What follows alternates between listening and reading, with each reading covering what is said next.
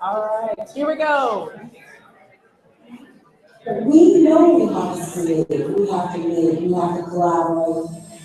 Maker learning should exist in schools across the country because it makes education more relevant for students. It gives them purpose and meaning.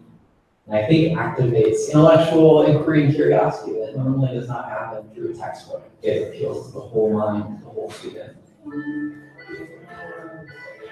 A project doesn't have one specific solution, so it's really up to them to explore how they would like to approach this idea and to use surface, cardboard, rubber bands, paper clips, and glue materials that they choose, to use skills that they choose to learn, to come up with a final product that is unique from the other classmates. 8th grade is when I took my first shop class. We made cutting boards back there, and I really liked visualizing something in my head and then putting it to use technique. Kids engage most with a problem. So when they come into the space, it's all about encountering a problem and then creatively coming up with a unique design to solve the problem. Students just naturally understand the meaning of their learning when they're creating something, and we now live in a knowledge-based economy. And when you give students the opportunity to be creative with their learning, you're preparing them for the world in which they're going to live. I have been very fortunate to have very supportive administrators in my school and through my district, so that when they walk into the classroom and they see making, they know that it might be a little loud, it might be a little messy, it might look a little unorganized, but there's a lot of learning going on, very powerful learning. If you want to create a change, then what you need to do is move forward with purpose. Making is moving forward with purpose. Find out who's doing those miraculous things that are making a difference for students in their learning and amplify their message in order to support transformation at a school and district level. So 2.5 is the point. There's a power in education when you make learning irresistible and when you put it back in the hands of the students and make them the center of their education. And I think the maker movement and the maker mindset is a perfect avenue.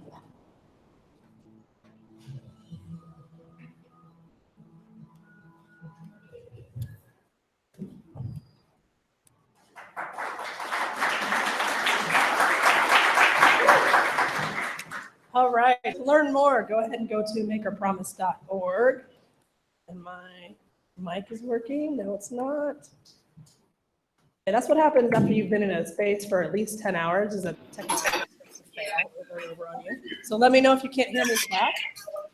What we want to do now is dive in, because it's 3 o'clock and you're thinking, you know, I'm kind of tired. I had that hummus. My blood sugar's low. So we save the most, what I think, this is my favorite part of the convening of the quick talks, because these brave 12 souls, actually 14 souls, are going to get up in front of you for 5 minutes, because I have what's called a hook that I then get them after 5 minutes and yank them off. So they are not only timed, they have to stand in front of you and promote the great work that they're doing. So what I need you guys to do is actually get your noisemakers ready. If that means there's things on the ground you need to use, your feet, your hands, your voice. If you have a Post-it note near you, turn that into an origami hand clapper, whatever you need to do. But we need to promote these amazing maker educators that are coming up. And of course, the first one, you know her. You love her. If you haven't been to the Exploratorium in the Tinkering Studio right down the street. Wait, do we know who it is? Wait, do you know who it is? Yes, here she comes, everybody. Karen Wilkinson.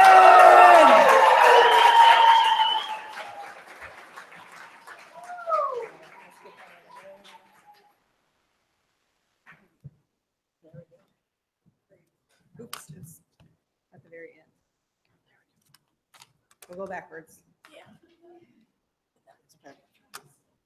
All right, so hi. For those who I don't know, I hope I'll know you by the end of today, maybe. So I wanted to take my 5 minutes to talk with you about why making matters. Think together about this. So I'll start with this. It's a quote from Mitch Resnick. Some of you may know him, but he's the director of the Lifelong Kindergarten Group at MIT. And they're the creators of Scratch, actually, for those of you celebrating the 10th anniversary of Scratch this month. But he has this nice quote that talks about in today's society that we're in a rapidly changing world, we're constantly having to come up with creative solutions to unexpected problems. And that success is really going to be not about what you know or just about what you know and how much you know, but on your ability to think and act creatively. So here's the question for all of us. What is it that we're doing to prepare today's youth for those opportunities to practice the ability to think and act creatively? A deep feeling that making and tinkering offer those opportunities in a myriad of ways. So making and tinkering are complex. They're already complex. So let's complexify things a bit more. We've been looking at making and tinkering now in formal and informal settings for several years. And we've come up with this formula for trying to describe the intricacies of what happens with maker-centered learning. So I'll go through them. A starts with activity or the activity design. And this is what happens in a makerspace. How learners are engaging with the materials and each other. How is the activity structured? Are there multiple entry points and pathways through the activity? Is there iteration going on? Does it allow for complexifying of ideas? Is there variation in the projects or the outcomes that you see in what gets made? But activity design on its own isn't enough. We have to multiply that, times facilitation. And the facilitation is really what we say and do actively in the space with our learners, helping make their thinking visible to us and to them and the others in the room. How we invite learners to engage with the materials and each other, creating a safe space for exploration and valuing tentative ideas, encouraging them to reflect on what they're thinking, surfacing connections that exist.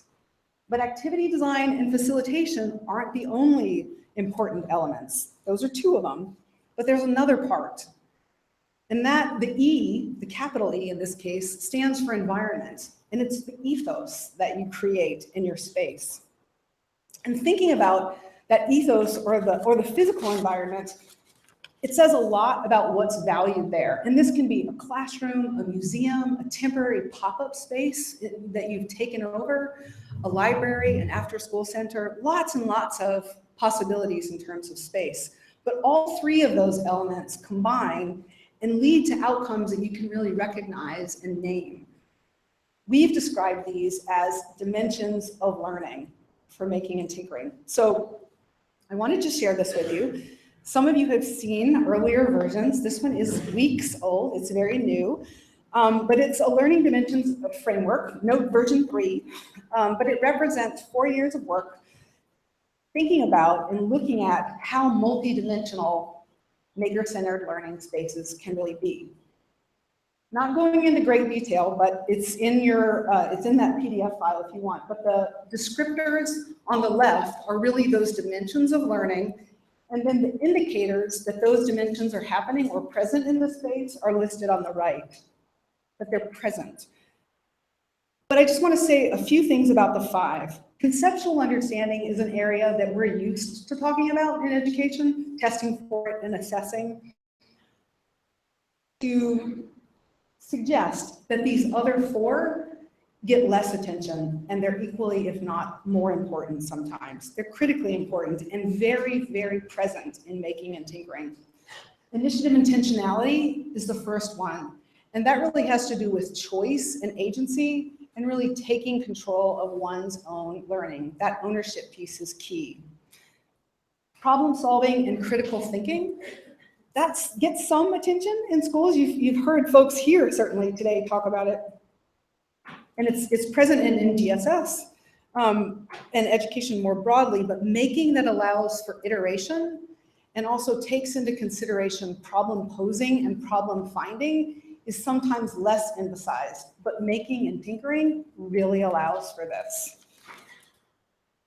Creativity and self-expression is an outcome that's overlooked and often dismissed as less important. But ironically, this is what learners reported as being incredibly motivating and important to them as a reason why to engage in making and tinkering. Social and emotional engagement is complex. But again, here, learners described a growing sense of confidence in their abilities and just sort of capacities. But interestingly here, they describe an awareness of noticing that strength and growth in other people around them, which really added to the sense of purpose and ownership in the learning spaces, the learning communities. So all of these dimensions and the elements that shape them, activity design, facilitation, and the design of the environment, they're tinkerable. They're a way to really think about and be creative with making and tinkering ourselves. So I'll end with a quote that connects nicely to that idea.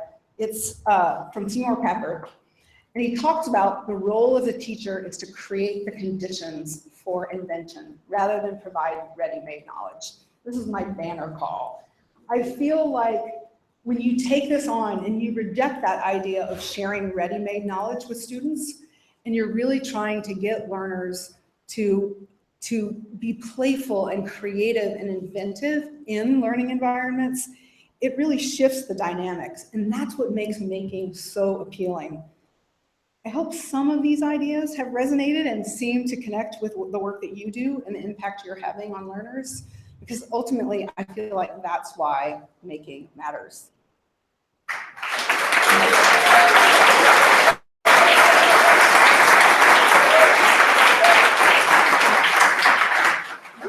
She gave us a formula. Thank you so much, Karen. Always a delight. Next up, all the way from Chicago. If you don't know about Little Black Pearl, you need to know, and this is a woman that can tell you.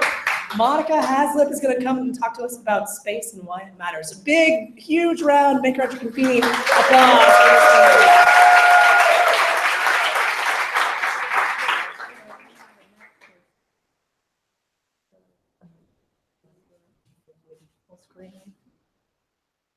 Hang on, where is my full screen, you guys?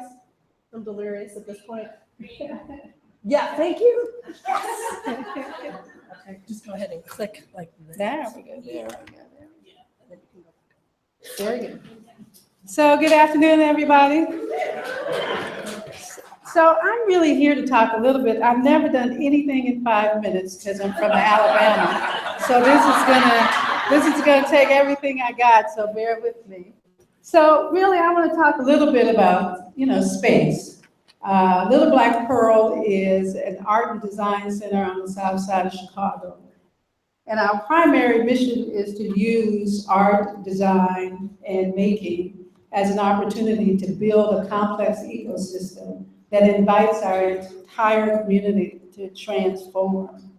So one of the things that we really believe is that every young person who comes through our space, it really is an opportunity for us to view our environment as a laboratory of human potential.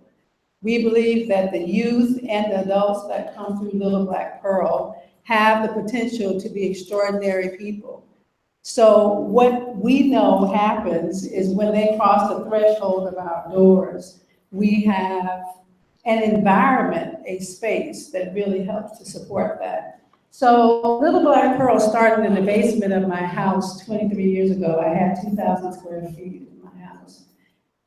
And in 2005, I built a 40,000 square foot facility that really is just, I learned maybe about a year ago, is a really fabulous makerspace. So, so I finally feel like I have like a place to be.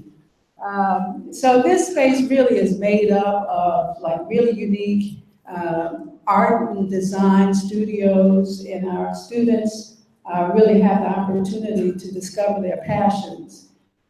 But the uniqueness about the space itself is that it in itself is what we feel like is the palette, is the environment where young people and adults get to come into a space and really discover who they are. So the environment, the combination of having a variety of different programs. We have a high school that's sort of at the center of what we do. It's called the Little Black Pearl Art and Design Academy. And the academy really has 150 high school students. They're at-risk high school students. And in most cases, they're coming into a space where they have access to studios and equipment and a variety of things that they've never even really seen before. So that in itself allows us an opportunity to begin to open their minds up to possibilities. And beyond that, we continue to do the things that we did before I built the space, which was our flagship after-school program. That after-school program has about 100 middle school students in it now that we do in partnership with the Digital Youth Network. Mr. Eric is in the house. We are very, very proud to house them at DePaul University in our space. And that really gives us a chance to combine high school and after school to kind of create an extended opportunity for kids to be in a space of making all day long. So we then, on the integration side, added to the mix 120 events. So we host on average 120 events a year in our space. And so this complex environment begins to create new opportunities for young people. And it really helps us to build community. And I think maker spaces have the opportunity to transform communities because we get to bring a variety of different people to place for the intention and purpose of discovering their passions. And so that is really what space is about. When I started designing this space with the architect, I wanted it to be a transformative space. I wanted it to be a place where you come in the daytime and you see kids doing high school. At night, when you get into that same space, you walk in and you see adults having a full-on concert that looks like a club. And so the reality is every instance like that has created new opportunities for the youth that are in the high school. So our greatest demonstration of impact is through 4 primary areas. One is providing the space for exploration and innovation for both youth and adults. The second one is developing meaningful corporate relationships and foundation relationships that really help to translate into these opportunities for new ideas and new products. So a great example of that is we partner with Champs, and Champs is a brand of Foot Locker. Our students are actually producing product for their store that they're building on State Street. So these are the areas that college and university relationships help us kind of ground our work in research, and we have new businesses on site that we develop as a result of the kids having access to makerspace. So what we know overall is that having that facility in the community and having the intention of it being a space for design, art, and making, it has really created a whole new opportunity for our community to be transformed. So space is the original innovation, we believe. And so I just want to thank you all for learning a little bit about this space.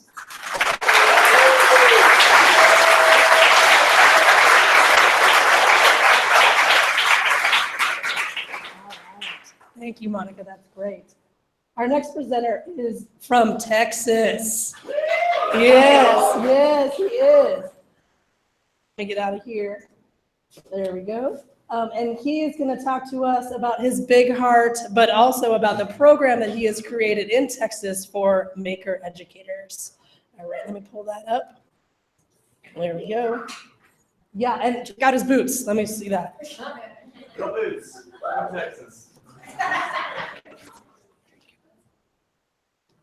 I'll start with a grito. That's a Texas thing. Anyway, thanks for having me. Let me make sure I can. Okay, so we actually started this a couple of years, 4 years ago. We probably started thinking about what does it mean for us, preparing future STEM teachers. What does it mean to make prepare them to be maker educators? And that's where we started talking with Jessica and the work that they were doing at Sonoma State. So we've set up, and this is our first year of a Maker Educator endorsement. So before I tell you much about what the You Teach Maker endorsement is, go to the front. I want to tell you about what You Teach is. So the most important thing about the program is how it's integrated into what we do for all kids. So You Teach is a secondary STEM teacher prep program based out of Austin, but it's at 45 universities across the country. So we are working with STEM majors who want to be high school teachers. So they get a STEM degree and they take a streamlined pedagogy sequence. So everything they learn about teaching comes in the kind of the realm of math and science. And we're really working with two big factors. We want to prepare the best teachers we can. We also want to do it in 4 years so that we can make as many teachers as we can. And we want to avoid all barriers. We don't want to make it too hard. We don't want to make kids go to school for 5 years to teach math when they could go out into industry, make more in 4 years. So those are the two sort of driving forces. So what we did with our Maker Education program, any kid can come and join the program, and there's no coursework associated with it. We had 5 main features. So throughout the year that they're in this program, there are community events. We pair them with maker mentors. These are teachers leading maker spaces, leading informal maker spaces in the community, and they develop a maker showcase, which is a digital portfolio that they then have when they finish, and this is so they can show their potential principals, show their classmates, and share it with everyone else. So the 4 areas that we focus on are have our kids talk about maker philosophy, and that's really how they kind of synthesize what they're learning in their coursework with what they are seeing in the maker spaces and with kids working with making. They also do create their own project. So one student this year created I can't think of the name now. The periodic table with lights. Whew, that was way up there. And so she had never done anything like this. It lights up, it's connected to an Arduino, and she can illustrate different properties based on the periodic table with the lights. And then the maker community, which is probably the biggest component of this project, is really connecting our future teachers with the community, our local community, and then the national community with Maker Ed Initiative, Stephanie, and Jessica. So all of my slides, if you're interested, you can go in and see more information. There are a lot of links on here. This is one of the showcases one of our students created, Paige. Out of our first 5 students, three of them are done now. Paige now has a job in a makerspace in Hong Kong already. So this is something that we see that is very valuable for our principals, and we're really hoping that this is the avenue to incorporate making into our program for all kids. And here they are. They're real adorable. And I want to say, the last thing I'll say is thanks so much to Jessica and Stephanie for helping look at our maker portfolios. And we have 14 more students coming through right now and with more added. So we'd love to have more reviewers. So if you're interested in being a reviewer, let me know. So that's it. I think I finished under 5.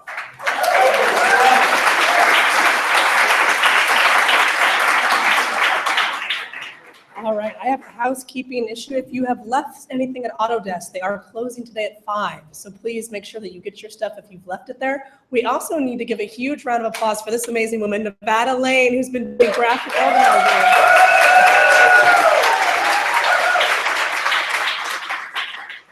All right. notice that these images are throughout the area. She's been tweeting them, and so under the MakerEd convening hashtag. So we thank you so much for that, Nevada, and we're going to make sure that those are available in your presentation folder that you have, the tiny URL. So who is up next? He is a dear friend of mine. He is from Sonoma State University. He is the Dean of the School of Education. Please give a warm welcome to Dr. Carlos Ayala.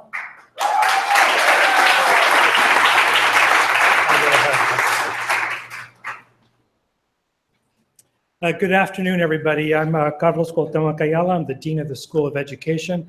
I'm actually a teacher who ended up here, and I really don't know how I got here. Today, I'm going to talk about some core principles around making. I'm here representing a team of people. We, in 2015, started the Maker Certificate Program. It's a collaboration between our County Office of Education, local, private, and public foundations. Jessica was part of our team, and we've had a series of people go through. We're about 400 people who are in the program and who have completed the program. And we are launching this, and we have a vision of where we want to go.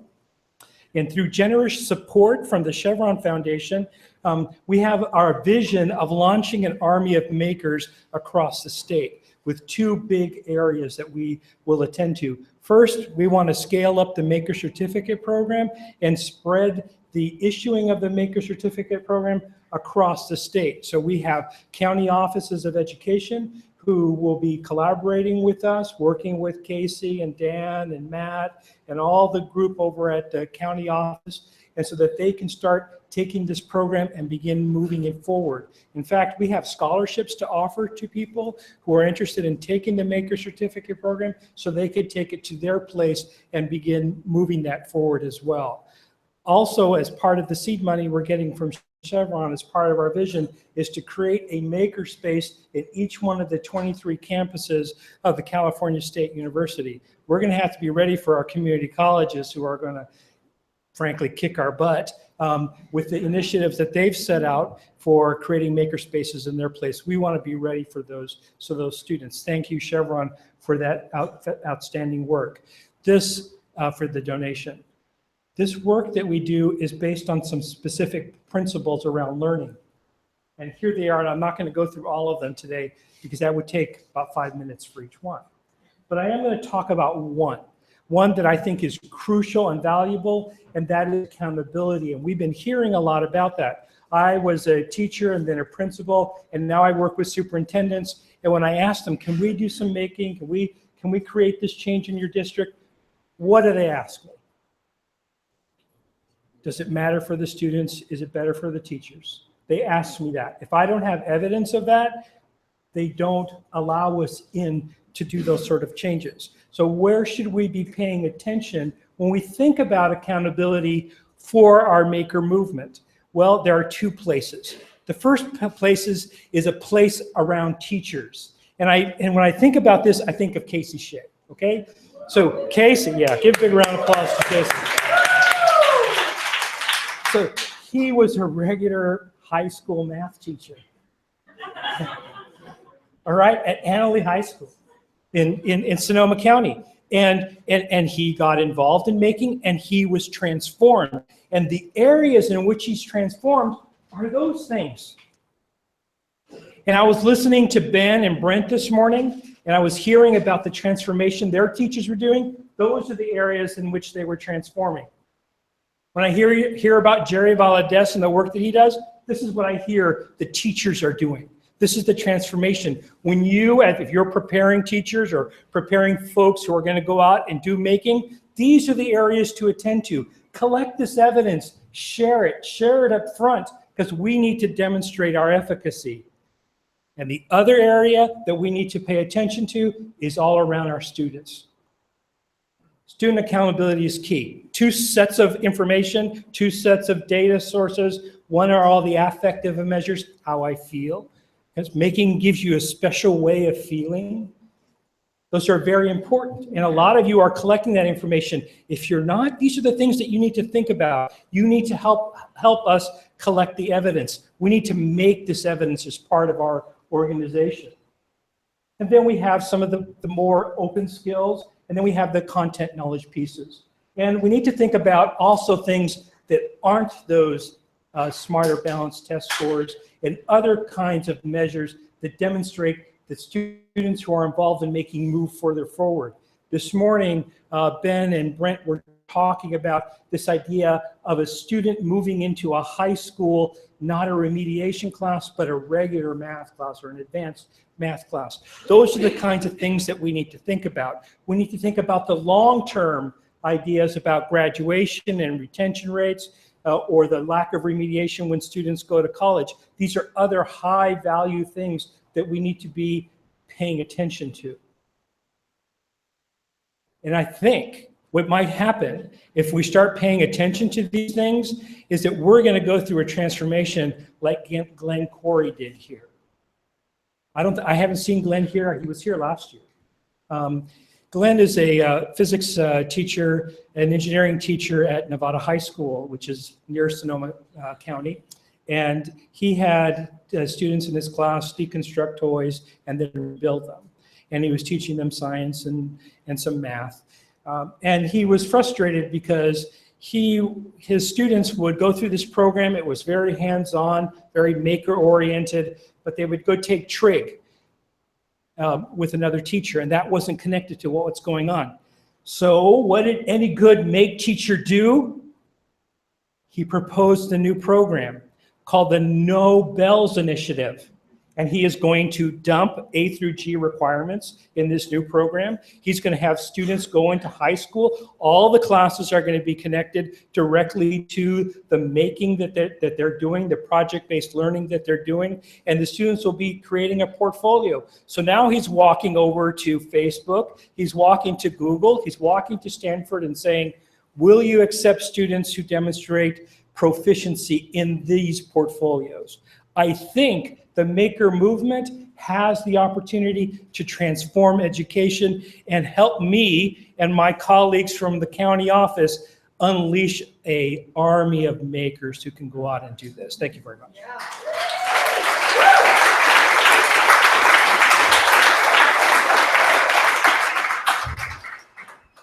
All right, next up is from Philadelphia. Where is he? Where is he? Colin, where are you at? There you are. Great.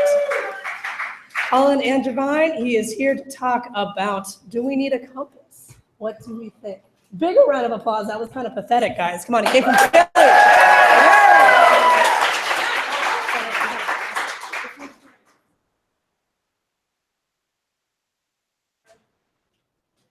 There we go. Hi, everybody. I am awfully excited to be here. I'm excited to be celebrating 5 years of Maker Ed. I'm excited that we're talking about impact today, and I'm excited to be in the room with the pioneers who have been leading this movement. So how do we get here? I've seen a pretty common pattern for educators who are pioneering this work, whether they're in formal settings or they're in informal settings, and it goes something like this. You articulate the learning that you want to see for it, and then you iterate, just like we do with all of our projects. And it's just a process of tightening that gap between expectations and outcomes. And when you keep on iterating, that's how you innovate and improve. So I've been having a lot of conversations in my work with Digital Promise with school and district leaders who are finding their way into Maker Education. And as they're investing resources in Maker Education, I can't help but think that the bandwagon is going to get pretty crowded. And when that happens, it's only going to get harder to steer. So we have an opportunity right now to help create some tools that are going to help school leaders navigate the course forward. So I've been in conversations with principals and with superintendents trying to learn what impact is Maker Education having on your community. And I do that with a two-part interview protocol. I ask, what are the goals of your Maker Learning program? And what are the self-diagnostics that you use to know that it's on the right track? And that's not always necessary for the pioneers to ask because the iteration cycles are so tight, you know it when you see it. But for the administrator, for the superintendent who doesn't have just dozens of students, but they have dozens of schools and hundreds of teachers and thousands of students, and they have different constraints about communication and accountability, they need different tools to navigate.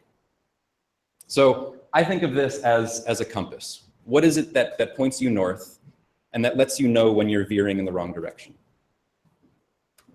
So what's an example of this? I think we can use history as a better compass. I think we should not lose sight of the irony that many of the maker spaces that are going into schools are literally replacing computer labs, which is a model that many of us agreed didn't really work. We have not learned that lesson yet.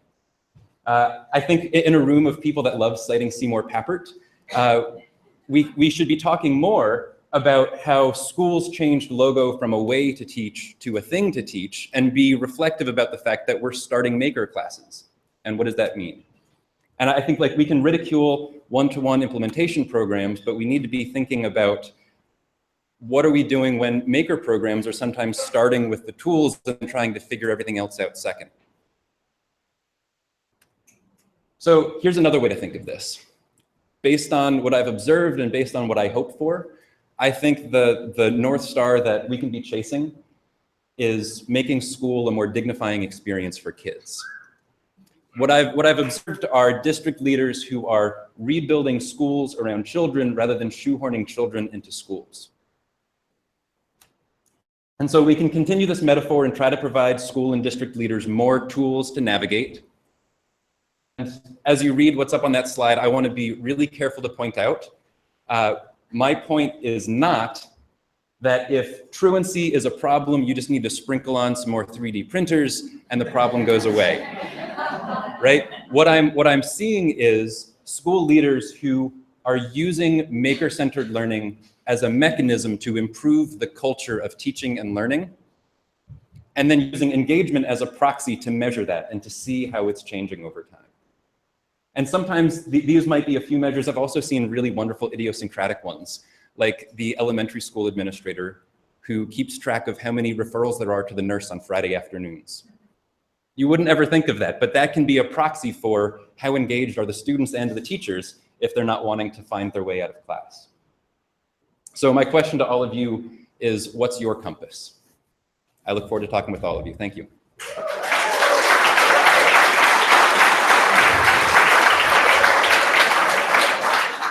All right, thank you, Colin. We're moving, I guess, west, going from Philly to now Idaho. So I'd like to invite up Jeff Strata, please. Big round of applause.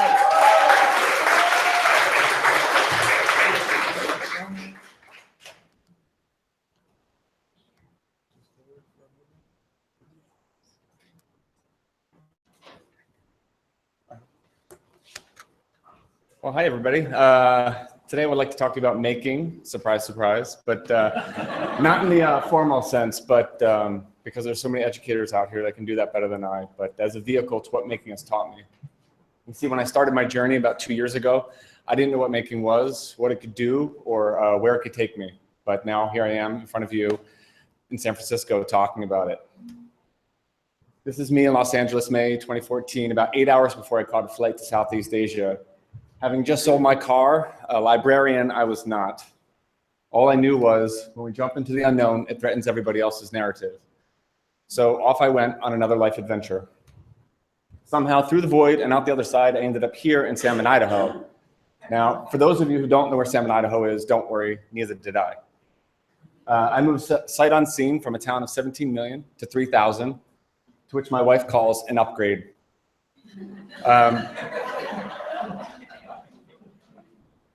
Sorry. Salmon is a remote rural town in eastern Idaho. And for those Pixar fans in the room, I was Lightning McQueen, and this was my Radiator Springs. It's located about 2.5 hours from a major interstate or freeway, making us one of the most remote towns in the lower 48. We have one of the highest poverty rates in the state, which ranks 46 in education overall. Here I am, night 2 in Salmon at the Lemhi County Fairgrounds at a rodeo, later to be followed by a deer butchering that was roadkill in the, at somebody's parking lot. So what does this all have to do with making, you ask? Well, it sets the scene for what bringing STEM programming to a community like this might feel like. With a background in computer science and 13 years in post-production, I was a librarian by default. I spent my day witnessing a silence cry for help. I saw middle schoolers that knew how to gut an elk but not use their finger on a trackpad. I had parents who didn't know what computer coding was or why it might be valuable for them to participate in some of the programs that we were offering. So thus my making journey began. I went down to Boise and studied with the Idaho Commission for Libraries and brought back some formal traditional programming to Salmon Public Library. And off I went on my merry way, hiding the dreaded C word of change under the cloak of making. It was going great. We played with Edisons, Legos, making Makeys. We even taught a summer of code program with Khan Academy, to which a local came in and said, "You're teaching code here in Salmon. That's amazing," and then walked out the door. It was going great. I was really catching my stride. Rockets, robots, 3D printing, built a recording studio, Maker Ed, and tides. Tides. Did I say tides? Oh my, I said tides. They say in boxing, it's the punch that you don't see coming that knocks you out. What I failed to realize was in a local advert I put into the paper, I had mentioned one of the sponsoring organizations to Maker Ed is Tides. So why is that bad, you ask? Well, it depends on who you're asking. In this case, it was the Tea Party that came knocking. And they had mentioned that George Soros, who is a major funder of Tides, once tried to greenwash Lemhi County. And thus, by some weird transitive property, that making education was bad for our community. They said, you have to follow the money. So still not understanding the connection between exposing kids to coding and robotics, to which 46% of Idaho jobs will turn to over the next 10 to 20 years, and George Soros and Tides, I listened. I listened and because I wanted to understand. You see, this wasn't some show on Comedy Central that was pointing out satire for my amusement. This was my community. These are the people I interact with. So, sorry. These are the people that I interact with. So when the Tea Party came knocking and said, will you do a presentation on makerspaces? I could have said, no, I don't know you guys anything. But I said yes. The reason I said yes is because that's what's missing today. You see, if I've learned one thing from my community over the last year and a half, it's that what's out there in the media with the rhetoric and the fear and the divisiveness is it's intentional, but it's not truth. What is truth is that we listen to somebody from different beliefs, background, or experience than us, and we find a commonality. And we do this through conversation. See, making has brought me into conversations with every walk of life, and I've always managed to find a commonality. Whether it's the Tea Party, understanding that sewing is as much a part of making as their daughter using an iPhone as a rifle scope, we found a connection. See, change isn't easy. Change doesn't happen overnight. But what I have learned is change starts with a connection, and that connection happens through conversation. And that's what making has taught me. Thank you.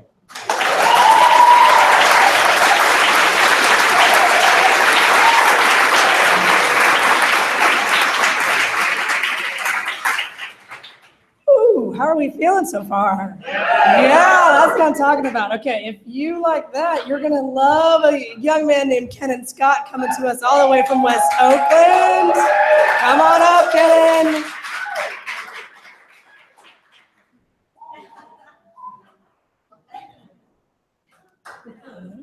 Hang on, I gotta find. Yep, hang on, I lost his presentation amongst everyone else. Horrible. Shoot. Can you do an improv real quick? While I yeah, for sure. Okay, great. All right, improv. Okay, I made up a rhyme a little bit ago. This is what I'm seeing. I'm a computer science teacher, and we're literally rock stars, right? So I made a rhyme. I'll tell you my rhyme while she finds this. The problem in my city is within diversity in the tech industry, and it ain't funny because they got all the money. The smartest firms, they can't solve it. Google, Facebook, and Yahoo, they all wanted to hide it. But in an audit, we all were astounded. Black and brown representation at less than 3% throughout the nation. Come on, let's be honest. It should be better, a worthwhile endeavor. Build up the workforce, show lives they matter. Now communities can grow. Let the money flow, release the control on the knowledge and access. Only through education can we manifest a new destiny where I could be creating my community's needs. Not a consumer following trend and greed, coded academy, engaging in the language skills and mastery, built on the values of empathy and agency, dual immersion, real life learning, computational thinking, hypertext JavaScript, hypertext syntax JavaScripting to bring this new industry a new beginning in Oakland.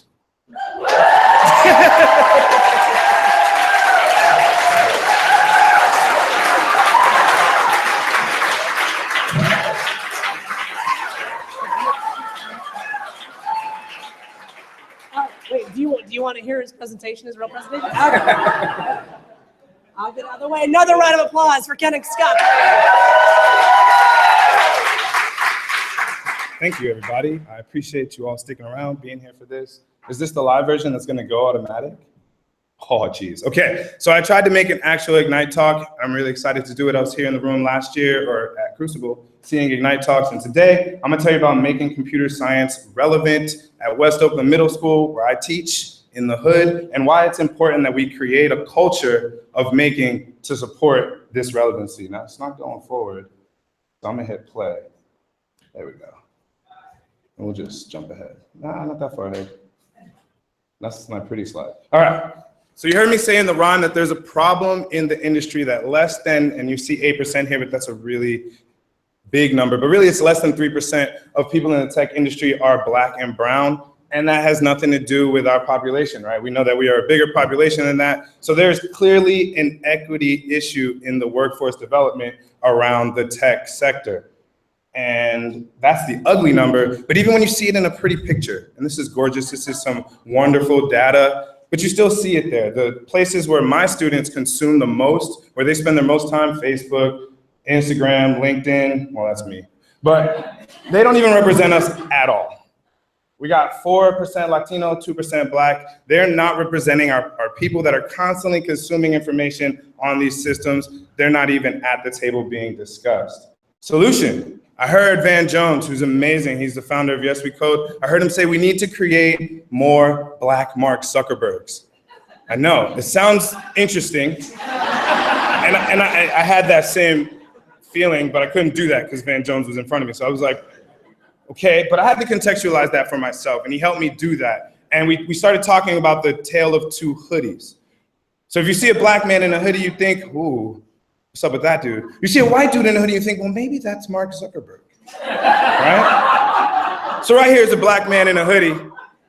This is Rodney Urquhart. He's amazing. He has a wonderful story. If you haven't heard it, check into Breaking Into Startups and look up Rodney Urquhart. It's a journey from being a college dropout to being a highly valued test engineer at Slack. And why I bring this picture up, because Rodney's my boy. And he's chill as all get out. Look at that picture, right? But he's a Black man in a hoodie, and he might as well be the next Black Mark Zuckerberg. But we don't know about that. And that's what Van Jones was trying to tell me when he said that we need to create more Black Zuckerbergs, is that we need to change the dynamic, the conversation about the hoodie. It's about what we see when we look at this man right here first, because this is a professional engineer. Ooh. It takes an entire community to do that, to change people's minds. You don't just do that by yourself. I'm lucky I'm in Oakland. I have this amazing set of different types of organizations that help me in my day-to-day job of teaching students computer science, right? Shout out to the Hidden Genius Project. Code.org is working this year with Oakland Unified School District to bring computer science to about 45 classrooms. Last year, I was one of 2. No longer a unicorn, it's really cool. But we all have to work together in Oakland to make this a reality, to actually create more Black Mark Zuckerbergs. Like, that is still the goal, right? Right? How do I fit into this? Well, I'm a Libra, right? I was a child actor, true truth and a lie, that is also true. None of these are lies. I love Nike Dunks, you can see here, I have the Black History Months from last year. Love me some sneakers. And I am addicted to French fries. I tried to go an entire week just eating French fries alone. It did not end well, but my talk is not about me, it's about relevance. And none of that was relevant at all. But here's what's actually relevant. I graduated from Northeastern University with a Bachelor of Science in Civil Engineering. It's not computer science at all. But I made the transition from being an engineer for 12 years to working in the classroom, and I have been so blessed to be the computer science and engineering teacher for the past 4 years at West Oakland Middle School. And that's where a lot of wonderful, wonderful community events and community partners have come together to help support me, including being asked to join the Maker Ed Education Advisory Committee. So if you're part of that EAC, yeah, right? So that's who I am. That's what's really important. I love our logo. We actually have the Iron Maiden font as our school's font. Pretty sweet. But when I'm not here hanging out with adults, having a good time making, usually I'm with some awesome students like these 2 girls. These 2 girls created an app, and we're showcasing it here I'm in the background. This is a great picture of me. But I'm in the background, and these girls are showing a bunch of industry experts their application that they created on their own on Android called Swag or No Swag. And you know how this works. You swipe to the left if it's got swag. You swipe to the right if it don't have swag. Pretty basic, right? We got this. I think we can all use it. But what was really cool was I tried this new thing. I was like, we're going to just create apps and you're going to choose what they're about. I called it the WOM Shark Tank. Version 1 was in 2016. I made some quick emails to people. I got about 4 or 5 industry partners to come in, spend some time with my students, pepper them with questions, judge and choose a winner. And it was all about creating Android apps of your own. Like you got to choose what it was you did. I left it wide open. And as you can imagine, this is the first prototype and I'm in middle school, and it was clear that if you give middle school students the opportunity to create an app, they're going to create an app for themselves. And that was awesome. And we made some really, really, really sweet apps. I had one group, they were, worried that when you're in the nail shop, you don't know what people are talking about, you need a way to translate. So they actually developed an app that with a push of a button, it would listen to a conversation and translate it into English from its original language. And it knew what language it was. Just about them. I had apps that matched your nail color with your lipstick.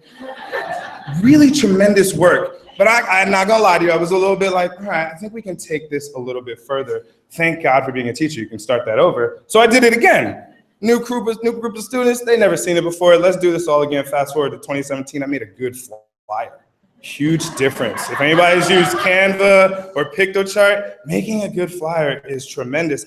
After this flyer, I got about 30 industry people to show up to our Shark Tank. We had members from Salesforce, eBay, Next Thing Co., and the list was incredible. I cannot thank those people enough for showing up and showing the support of my students. But this year we did a little differently. Version 2 was not just like, hey, create an app that you want to do. This was about social change. We're going to make a difference with the knowledge and skills that we have. Now, I teach a whole section of building apps and making apps. And so by the time we get to this project, they've made like 5 or 6 apps that are really basic. And now it's their time to show what they know, right? We talk about assessment being fun. Here you go. Make an app for social change that does something that makes people, follows their needs. Insert a little help from the D School, got to go to an amazing coaching session where they really helped me bring empathy to the forefront, change the way I thought about design, change the way I thought about teaching design to my students, and the kind of person I am, if you teach me something cool, shout out to D Cliff, I'm gonna use it right away. So boom, 2017, I jumped right in. And we started actually looking at the user first. So here's a nice thinking routine that the D School puts you through where you create an ad lib about a user. Some of us were in the leadership summit yesterday and we got to make a mad lib about a user. I did the same exact thing with my students. And you'll notice on the right, these are their findings. So it asks you about a person, what they need to do, and why is it important. And I had them do the exact same thing, but they had to interview 3 people. They had to interview somebody in their family, someone in the school community, and someone in the West Oakland community, and you'd be surprised how middle school kids are comfortable with just walking up to strangers. I said, don't walk up to strangers unless you feel comfortable. So many of them next to Mr. Scott, I talked to some random dude at the bodega. He got all these needs around inventory. But what was really cool is I started listening to people and I started seeing students really care about other people. And I was really excited because you think about middle schoolers and it's all about me when you're a middle schooler, but they were actually feeling what their subjects, what their interviewers were feeling. I had one girl came back, she was down. I was like, why are you so down? It's like 7th period, we're about to go home. We should be happy. She's like, I just talked to Ms. Todd. She has all these problems. She's trying to retire. And I'm really honestly taking in the feelings of the people they were interviewing. So that got me to thinking, well, they just answered the proverbial question for themselves. Students sitting in a math class want to know, why do I need to know fractions? Students sitting in history are like, why is the history of China important? You tell a student to go find someone else's need and then decide if that's important to them, and they've asked the why, and they've answered it. And now it's meaningful to them. So I got to step back at that point and really just watch them create apps designed for other people, get engaged in learning, and literally when my bell rings in my classroom, they don't move. They're there just working because they care. These are them. These are my awesome students. It's a better picture of me. But these are them. You can see the pride in their faces. This is them. I like to do that. So that you can find me. It's like a Where's Waldo thing. That way you know that's me. There I am. I'm the guy with that shirt. Thank you for pointing that out. It's a tactic. But look at the pride on their faces. I mean, they're actually right there presenting to industry professionals, right? That would make me freak out. I'm lucky I get to present to my community of people that I know love me. These guys are presenting in front of actual professionals in industry, and they're having a great time, and you can see that the meaning is there. The meaning is not lost because of the work.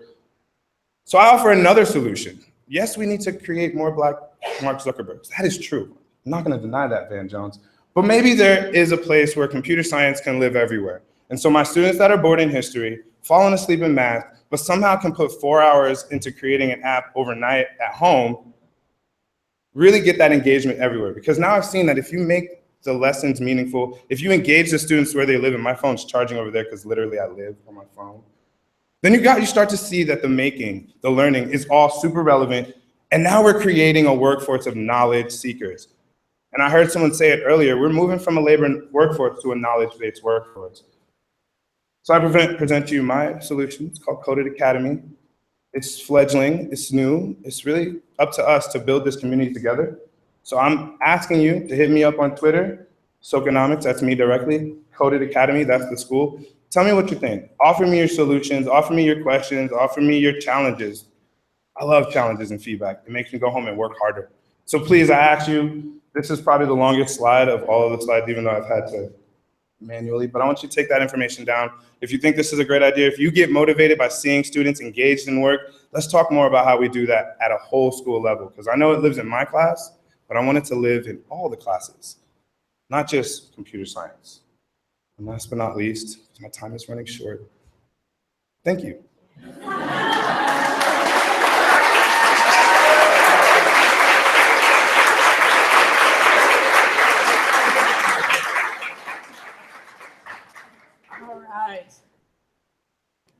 Oh, technology, there we go. Okay, next up, we have two amazing women that are Vistas that are going to come and talk to you today about unconventional resources. Give it up, please, for Crystal Lee and Maria Renteria. Here they are. Okay, I think they need a little bit more clapping. They're kind of slow. That's what I'm talking about.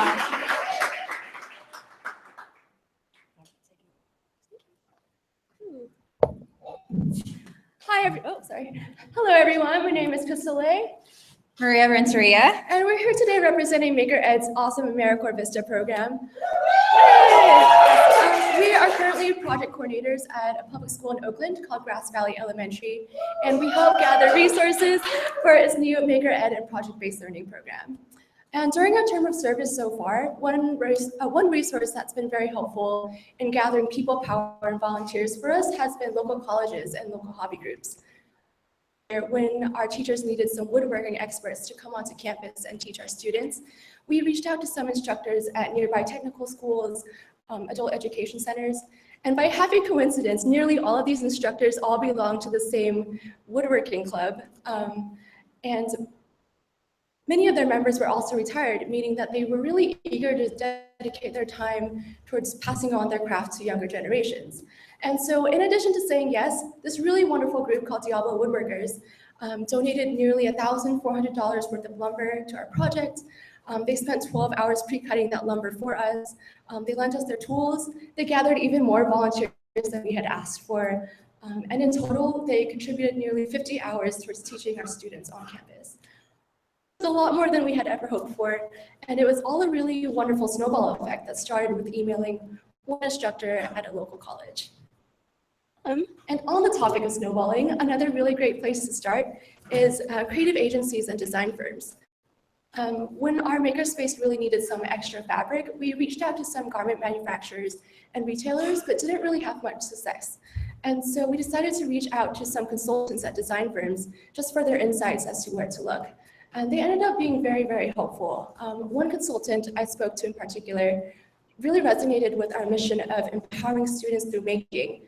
And she ended up donating nearly 15 pounds of fabric scraps that she herself had gathered from all of her client meetings. And on top of that, she gave us the names and contact info of other people that ended up also being very much willing to donate to us.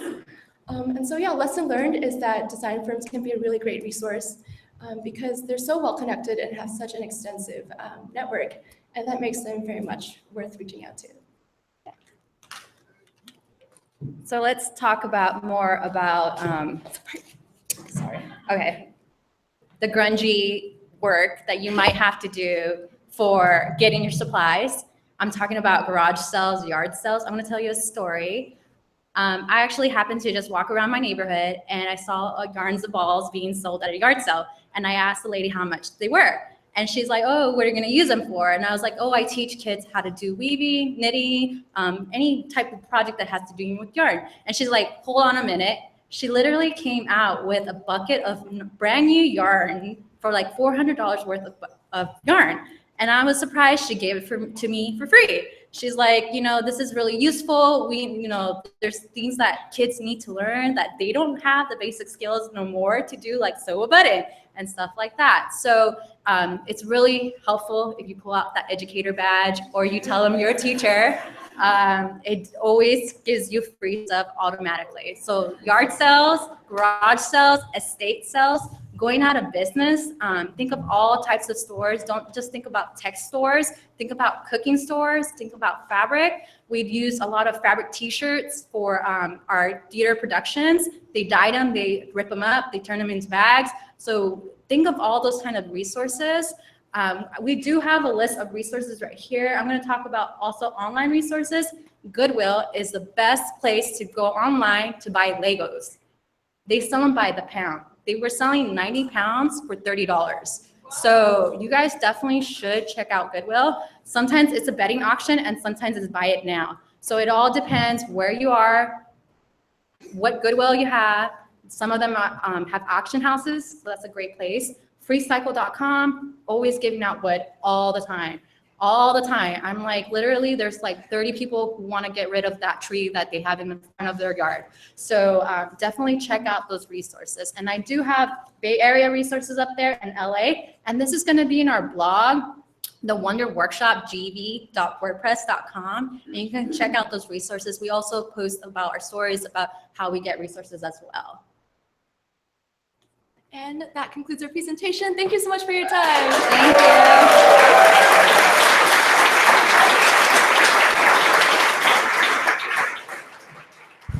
Thanks, guys. It makes me want to shadow them, don't you think? For like the day, be like, where are we headed next? Let's find that garage sale.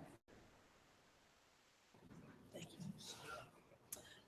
Next up, actually, could you get a little bit higher up there for me?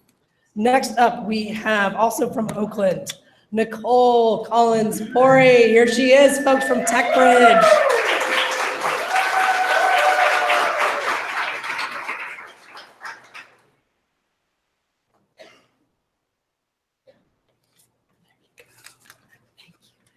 Good afternoon, everyone. Good afternoon. You guys are going to have to help because as you can see, I am like losing my voice. So good afternoon, everybody. Thank you. Well, I'm super excited to tell you a little bit more about TechBridge Girls and how we utilize making as one of the integral parts of our fabric in our everyday after-school programming, or how we build capacity for out-of-school time providers. So we have a 17-year track record. I'm not sure how many people have heard about TechBridge Girls in the room. Okay, great. I'm 9 months in the role, so I always have to ask the question because sometimes I feel like I'm the newest person who knows about it. But we've been doing this work for 17 years, and it's really around inspiring girls to discover their passion around science, technology, engineering, and mathematics. And we really believe that our girls have to have the full breadth of STEM and not just specific, because we serve 4th through 12th graders, and we know that they don't always know exactly what they want. So we have heavy in engineering, but also computer science, biomedical science, as well as aeronautics. And our goal is really to inspire girls to pursue STEM and build the capacity of out-of-school time providers. And the way in which we do this is really putting girls at the center, but understanding that they are not their own kind of catalyst to help them through this path. That we have to be able to support and provide resources for their ecosystem to propel them through this journey that we call STEM exploration and achievement. And it is done by a couple key things. Growth mindset, which we all know it's about the practice to get better, engaging them and connecting with role models, giving them truly gender and cultural practices, which means we in our curriculum come from strength-based, trauma-informed, and relevancy. We also make sure we engage the family, because the worst thing that we could do is pump them up in our after-school program and then send them home, and the families don't know how to continue to inspire and ignite them. So we demystify some of the social and cultural norms that may prevent or perpetuate stereotypes about girls being engaged in STEM. And we also make STEM not feel like this thing that only people that have access to computers and techie stuff can. We really relate STEM into things that they have in their household. Like, you can make a chemical reaction if you have baking soda in your house, right? So it's really about making it relevant so that the families can also engage in this journey for them. We also ensure we do career exploration, as well as making all of our activities hands-on. And that's what we believe is the integral part of why we believe we're a maker organization as well, because all of our activities that we do are hands-on, tinkering to making to creativity, so that our girls can really experience this. So we've come up with some strategies, and I thought it's really important because sometimes, and what we see in this maker movement space is that, yet again, girls, especially girls of color or girls from low-income communities, are not in the thoughtfulness of the creation of this movement. And so what do we have to do to shift and create new strategies for our girls to be engaged, but more importantly, feel like they can belong and contribute and lead and truly change the face of the movement? And so we always believe girls have to be at the center of this making, in their experience and their ability to see themselves here.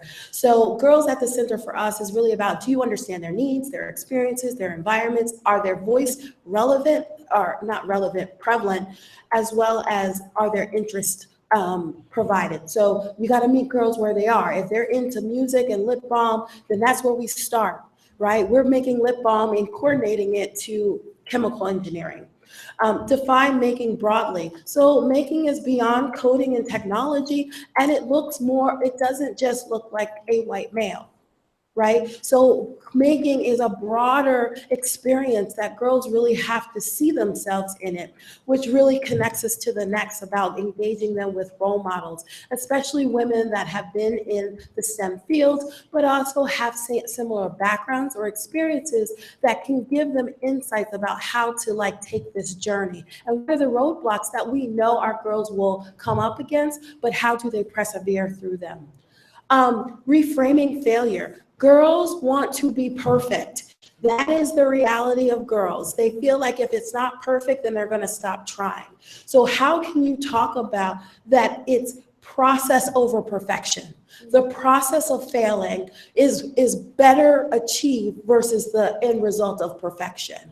What you learn in the innovation and the reiteration of your end product is as important as getting it what you consider right at the end, because you actually will. So we know in this space, fail forward, fail fast, fail early, fail often are the key elements of making. So we just elevate that and celebrate that in our program. Bring making to the community. So I loved yesterday at the Leadership Summit with our group, we talked about creating a making space like a block party. Yeah, this was actually totally awesome for me, and we're gonna take it back to TechBridge Girls and really realize this, because this is about, what is a block party? It's about community engagement, it's about having fun with your friends, it's about having different experiences, it's about seeing the people that you know care and love for you, and really creating an experience that makes them feel like this is where I belong, but also giving them an ability to elevate their leadership in it, to talk about what they're able to create, to talk about what they've learned, to talk about the failures that got them from point A to point B, and now they are confident and empowered to continue on this journey. So I say all of this This is not necessarily rocket science, right? These strategies are not like, ooh, Nicole, you just told me something. No, I probably really didn't. But what I want to tell you is it does not happen unless it's intentional. Right? Bringing girls and girls of color or girls from low-income communities into this maker movement is not an afterthought. And if you are creating it as an afterthought, then you're continuing to leave them behind. So you need to take a pause, take a step back and say, what do I need to do to recreate the thinking and the space and incorporate these strategies so that girls can not only thrive, belong, but ultimately lead and change the face of this movement.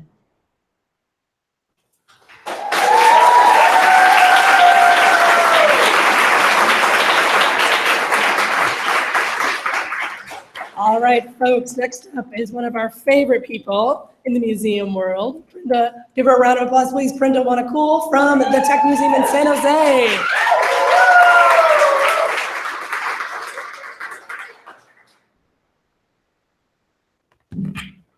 I had to be Jessica's problem child today and insist on using my own laptop, so thank you, Jessica. Anyway, so I'm Brenda. I am from a museum in San Jose. We're called the Tech Museum of Innovation, and I wanted to really just take some time for us today to really reflect on our own process as makers, as we've become maker educators, and share with you a little bit about the story of how really bringing in the maker mindsets into our staff culture has helped to change our whole institutional culture. So just so you know, the Tech is in San Jose. We focus on process and mindset. So this is our analog of what our maker mindsets look like. So I'm sure all of you are pretty familiar with what these are. And it's probably not a surprise to you that our work, that we consider our deep work, is to create engineering design challenges that engage our visitors in the process of making. So this is one of our design challenges that we run right now in our prime makerspace, the Tech Studio, where we give kids tools, we show them how to make a bunch of different parts. They're trying to make different contraptions, and this one in particular is to cross a chasm. This one is very highly produced, and I think it's really taken us a long time to get to this point. It's taken us several years of building up our knowledge, but how did we get from here to there? That's the name of the program, haha. Okay. So this is a picture from 2014. This is a program that we ran in the Tech Studio. It's a picture of trash. I'm not kidding you. This is what we put out on our museum floor, and we were inviting our visitors, come and pick up trash in the Tech Studio. So I think it's both awesome and brilliant, and I'll give you a little bit more on that a little bit later. But the way that we get through it, we didn't really know what we were doing when we started. We just trusted in the process. We tried to build our own mindsets. So we started in 2013 and 2014, bringing in Maker Corps members. And in particular, we made a big shift in 2014 in which we hired Maker Corps members from our internal frontline educator staff. They were really excited to be part of that culture of like, what's going on behind the scenes and why don't I have a voice and what's going on the museum floor. So we really wanted to bring them along for the ride. So these are some of our frontline gallery staff. Jose and Lauren were our two Maker Corps members. And of course, it's that meta moment, right? So you tackle that design challenge by first building empathy through making. So then we really understand the challenge of designing for making and what's relevant there. So these are, I can't believe I found these videos on my phone, but they're like the first time that we as a team did a chain reaction. And we even did silly things like trying to see if we could launch balloons across zip lines at Christmas trees. So it was pretty fun. But I think the biggest thing that made a difference for us was intentionally calling out that we had permission to prototype. And permission to prototype on our museum floor. Like, not everything had to be super highly produced. Not everything had to be highly polished. You know, we somehow arrived at this culture where everything needed to look perfect and spent thousands and thousands and thousands of dollars on beautiful vinyl graphics that you paste on the wall. And seriously, like, my budget for the entire year is like the amount that they spend on this kind of stuff. So it was really about changing that conversation to permission to prototype. So here's that picture of trash again, and it was okay, and we celebrated it, and we talked about why this was important to our process. So by the way, it was a grabber challenge, so you're trying to actually create some sort of prosthetic device to pick up trash. But I mean, aside from having that permission to prototype, in order to keep that sort of magic alive, we had to make sure that we made time to have that conversation with our internal stakeholders as well. So show the progress that we're making. Like, we're not just putting out trash like this every day. We are actually learning things from it. We're iterating on it. We're improving it each time around. We're learning from it. And a lot of that, it's really important to talk to your internal stakeholders about it. And this was a turning point for us. I'm not expecting you to read this article. It's actually just a screenshot from a donor annual report that we put out. And our marketing team actually wrote an article about the way that we iterated on a really simple glider challenge over, a couple of years, and ended up producing this really wonderful activity. And that was a huge turning point for us as an institution, to have that recognition of support that we can go through this process, we can change, we can improve. But so did it work in the end? We're still having fun, so I think yes, it did. So Lauren, my Maker Corps member, she's on the right. She's now my programs manager, so she runs the tech studio now. And I think one of Lauren's greatest qualities is to really have this be able to say a really loaded statement. That sounds crazy, but let me just unpack it for you a little bit. So she said this to me a few months ago. My biggest asset as a developer is that I don't know what the hell I'm doing. And when she said that to me, I was like, what the hell are you saying? And then, so let's just unpack it a little bit. When Lauren was a Maker Corps member, her partner in making crime, I guess, was Jose, and he was an engineer. He had a background in engineering. So she that confidence department, trying to create engineering design challenges. And so she was always really afraid to bring up her ideas and kind of contend with Jose, the engineer. But as time went on, over those couple of months, we saw a lot of growth in her, and she got to this point where she realized that not having that engineering background, not knowing what the right solution might have been for any design challenge they made up, it made sure that she didn't get in the way of herself while facilitating. Like, she wasn't having that problem of, being really frustrated when there's a kid who's so close to a solution and you want to suggest it. We've all been there, you want to suggest it, but you're really struggling. And so she could actually genuinely step back and think, I don't know the answer either.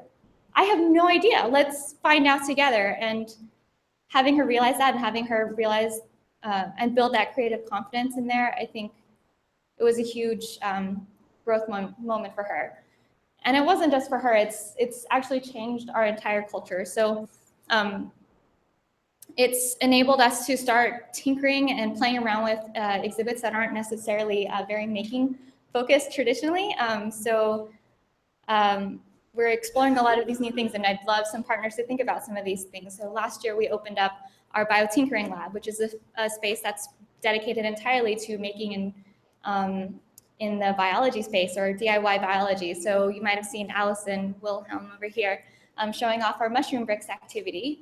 And next week, actually, if I look really tired, we're about to open another exhibit on virtual reality and other immersive technologies, and how you can use these, a lot of these tools for creative engagement, how you can actually create content in there. I was actually really worried when they pitched me the idea of this exhibit. I was like, what are we now, a Best Buy showroom? I don't understand. What's the point of this?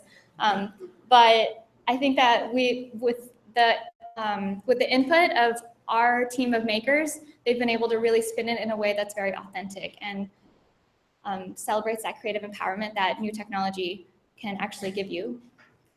So our team has grown quite a lot now, and they've recognized the impact of the maker mindset and the way that it can change and improve a lot of our exhibits. So our maker team actually now leads prototyping for all of the experiences in the museum, for both exhibitions as well as programs. So we are really just spreading that maker virus everywhere, all over the museum. So just to bring it back to all of you, I wanted to give you all a chance to think about what are the things that you're taking away today from all of these great learnings. And one of the great things about these convenings is how it can really reinvigorate you and make you really excited to go back and do your work. So think about a lot of the journey that you've gone through the past few months or a few years for some of us. Grown your maker mindset, and how can you apply that? What challenges will the maker mindset in you enable you to take on at your institution? Thanks.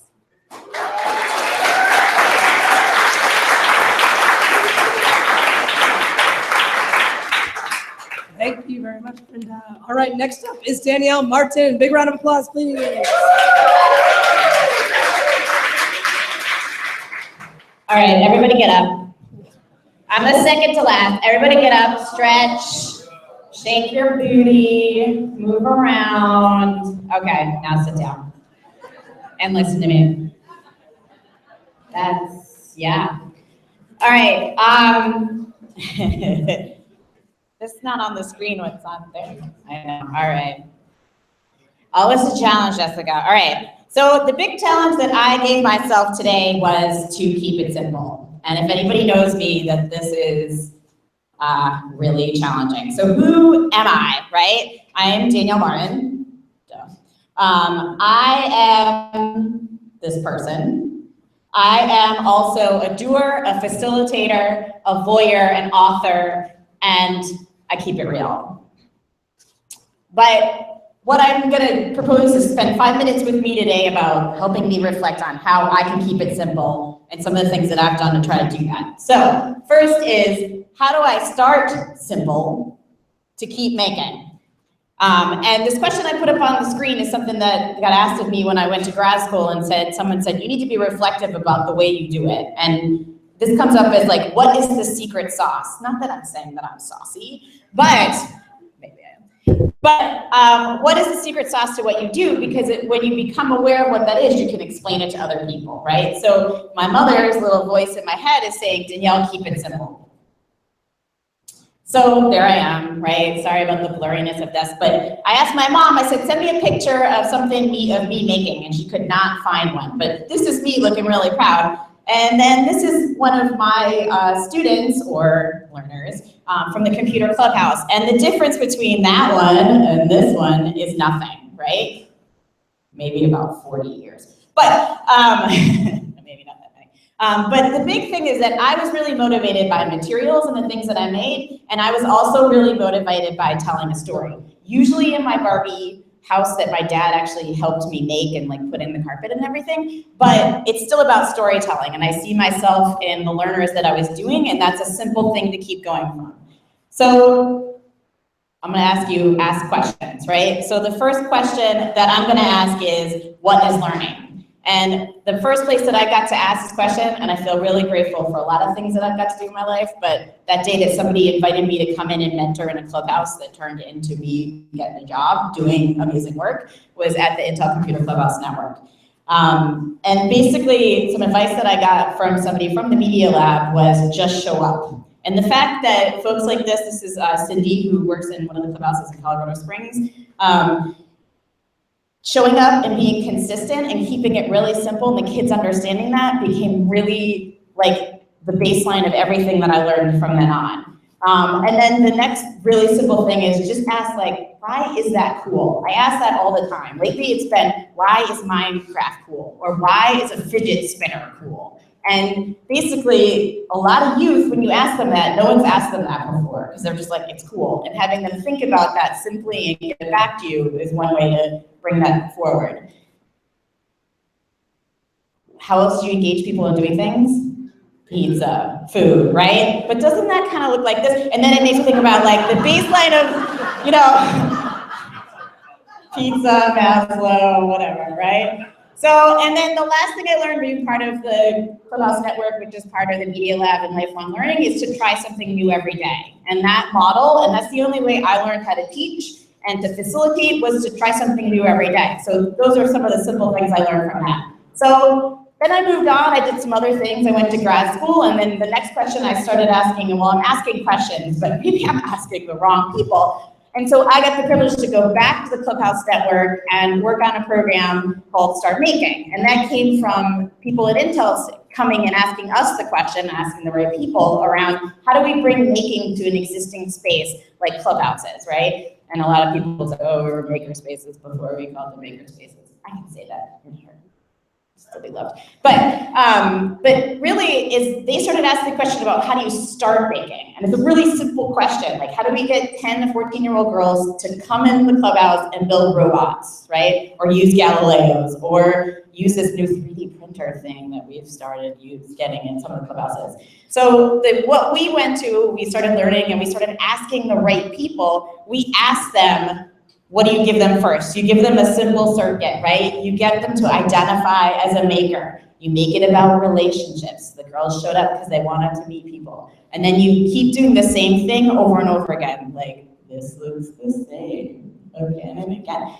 And then you make it about identity. You make it about owning the process and doing that kind of work. So the last question I'm going to talk to you about, and like I reflected on the last like 5 minutes, but actually the last 4 weeks, is asking again of a different group of people, how do we start simple and keep making? And that group of people that I've been working with is now the Fab Foundation, right? And in this space, I've been learning a lot today. I've asked a lot of people like, are you a Fab Lab? Are you a maker space?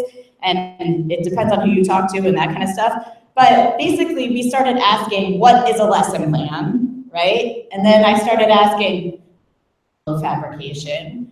All right, and then I started asking, what is the fab culture? And the more questions I've asked of different people, I get a different answer, but I get the whole story. And that was just simply what I wanted to know, right? And so what we're doing with Fab Foundation now is trying to build a community practice and make it inclusive. So you don't have to be a Fab Lab, you don't have to be a maker space, you just have to think stuff is cool, like we do, and want to bring that to your learners. So that's the simple question we're asking. So that's about a little bit of overtime, but ask me how well I've been keeping it simple, and keep asking yourself how to keep it simple. Thank you.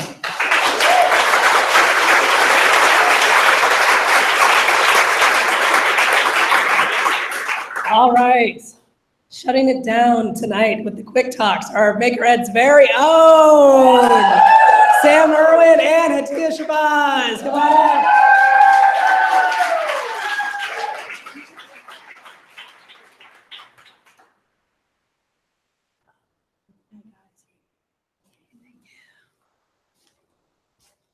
That's in case you didn't know who's who. Yeah. Hello, once again, I'm Hatia. And I'm Sam. We're actually Maker Vista, or AmeriCorps Vista members serving right now at Maker Ed. I am the Maker Vista leader, and Sam is one of the Maker Vista members. And today we want to talk with you all, jump to it, about failure and about how we can better nurture failure in our maker spaces.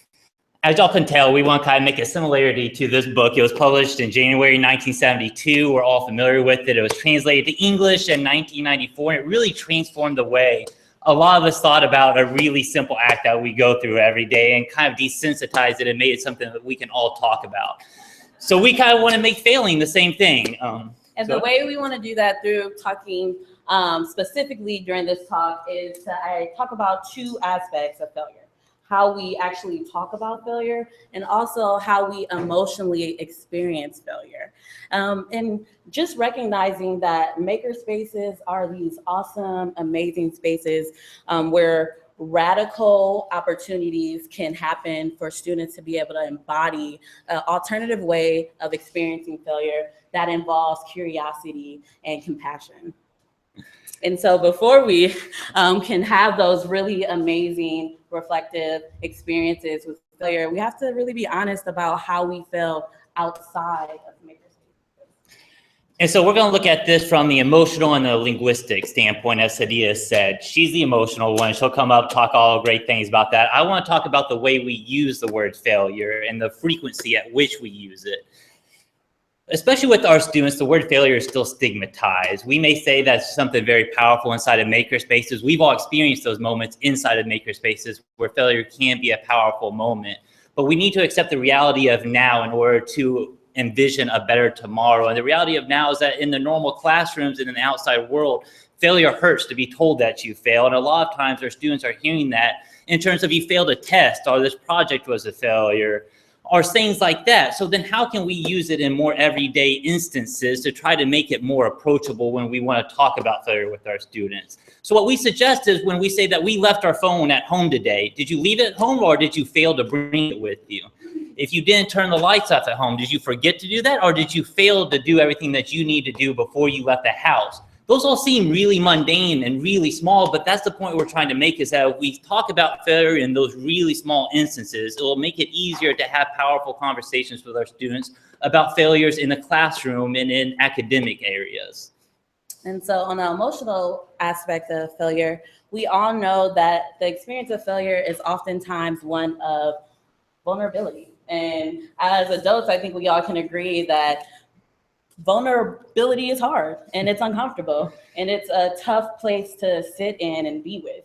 But also we know as makers that those moments where we have those, just where the magic happens, where you learn something new and it takes you on a different path, are also happen to be those moments where we experience feeling unsure or feeling frustrated and feeling uncomfortable. So what we suggest, along with connecting and pointing out and calling out failure, is also just checking in with yourself and checking in with the habits that come up for you when you do experience failure, and being honest about what that brings up for you, so that you can then come to the maker spaces and work with your students and with each other in a way that models how to experience failure, that leads to that curiosity and excitement, versus when sometimes we know when we fail, we either pump up to overcompensate, and sometimes we kind of pull back and we don't show ourselves and we don't show and share the knowledge and the experience that would benefit our whole community. And so we think that these two steps of calling it out and being honest about it on a daily basis, of saying I failed and experiencing that, along with checking in with yourself, checking in with what comes up for you when you experience failure, so that you're better able to, so that we all are better able to communicate that uncomfortableness and also that excitement and that fun that happens when we fail, really more authentically with our students and with each other. And so one thing we want to leave you with is a little bit of a challenge or a thought process. We all had things you probably wanted to do today, whether or not it was connecting with someone, whether or not it was introducing yourself to someone you didn't do. We all probably didn't do all of them though. But what if I told you that you failed to do that? How does that make you feel? If you think to yourself, it's like, man, I didn't say hi to this person I really wanted to. Tell yourself that you failed to do that. What emotions come up? What blockages come up? And then think about that really internally, so that we can then have very honest and open conversations with our students. Yay. Boom. Thank you.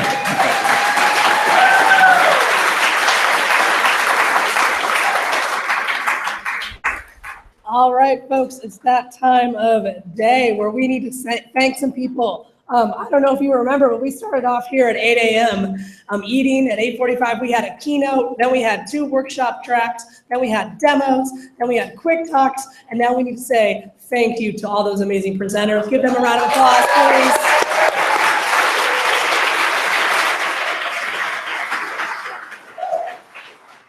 We also need to thank the sponsors who made this happen. On your way out, Troy from NASA has left some posters for you all, and so make sure you get a hold of this man. And wave your hand again, Troy. There he is. Find this man, because he wants to whirl you into amazing, I was going to say submission, but that is not right, amazement over the eclipse that is coming up. So if you don't know, that is the man to know. And I also want to thank you all for coming. You all brought it today. Your energy, your passion. I've never seen so many conversations happen within one room. So thank you for it so much. One thing we do want you to do is think about, when I return to my organization, my institution, my school, etc. I would be crazy if I didn't blank. Share that. Think about it. Write it down. Talk to your kids, your parents, the librarian about it. Tweet it. whatever you want to do. But what are the takeaways from today that you can take and share? Because it's not about confining the great work and love and energy and knowledge that we have in this room. It's about sharing that out and bringing more people in. Because I tell you what, next year we're going to go to the Moscone Center in San Francisco. It's going to get so big, right? For those of you that know, Moscone Center is like a 4,000 person auditorium, and that's where we're going to be next year because you all are going to share out your key takeaways. So join us next year, May 15th and 16th for the 4th annual Maker Convening. Thank you, everybody. We also need to thank Jessica Parker and Danny Kurt and all of the Maker Ed staff for making this happen. My one last announcement is if you are interested in going to Maker Faire this weekend, Saturday or Sunday, and haven't yet bought a ticket, I have some for you. So come see us. Thank you so much for coming. Thanks, everybody.